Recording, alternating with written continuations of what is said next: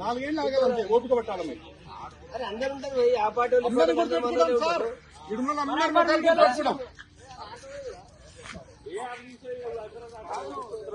కొంచెమన్నా కాదు ఎవడో మూర్ఖుడు 60,000 చెప్తే ఇంకోటి మీకు సిగ్గు అనిపిస్తలేదా? కొంచెం చెప్తుంది ఇవన్నీ. మీకు ఎప్పుడైనా నైట్లలో ఎవరు ఫ్లెక్సింగ్ దింపుది ఎవరైనా చేయరని మీకు ఎప్పుడైనా చెప్పినావా? మేము ఖర్చు ఎందుకు కట్టుకుంటాం? మేము దొంగతనం చేస్తున్నాం.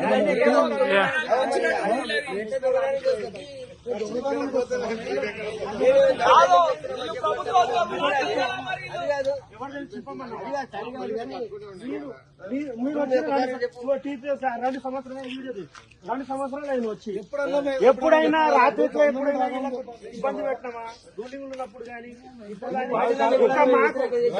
మా రూలింగ్ లో ఉన్నప్పుడు కూడా ఆయన సహకరించారు. రూల్స్ ప్రకారం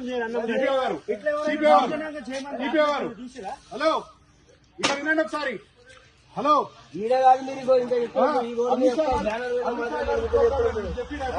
రేవంత్ రెడ్డి గారు సీఎం కాకుండా ప్రోగ్రామ్ మీకు ఎవరైనా చెప్పారు? అట్లా మీటింగ్ పెట్టినప్పుడు వాళ్ళు ఇట కాంగ్రెస్ వాళ్ళు మీటింగ్ పెట్టింది కదా రూలింగ్ గవర్నమెంట్ ఉన్నప్పుడు మేము అప్పుడు మేము ఇప్పుడు ఫ్లెక్సీలు దింపురి తీకొప్పరు అని చెప్పినామా?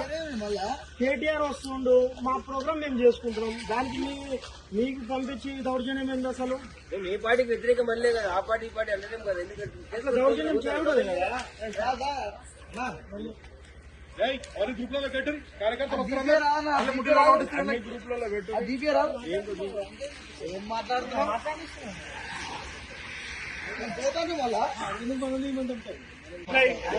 తీసుకొని ఇప్పుడు 10 సంవత్సరాల నుంచి మేము కాంగ్రెస్ బీజేపీలో 10 సంవత్సరాల నుంచి కాంగ్రెస్ లోదైనా బీజేపీలోదైనా మేము ఎప్పుడైనా తీసినా మా తీపిచ్చినామా? గవర్నమెంట్ రూలింగ్ లో ఉన్నప్పుడు గిట ఈ చింపడం ఏంది, తీయడం ఏంది, దూరం చేయడం ఏంది? ఇట్లా దిగుతారు బండి చెడు గుద్దుగుద్ది.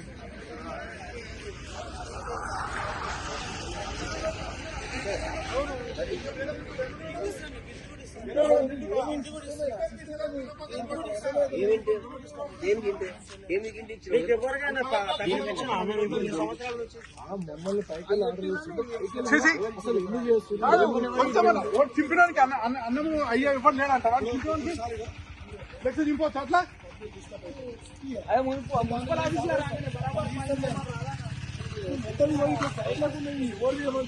అసలు ఈ సిస్టమ్ మీద నాకు అర్థమైతే లేదు.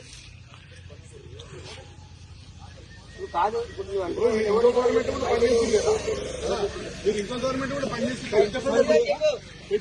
ఇంకోటి ఎన్ని రోజులు ఉంటుంది మరి రాదా? అప్పుడు నేను చెప్పలేమా?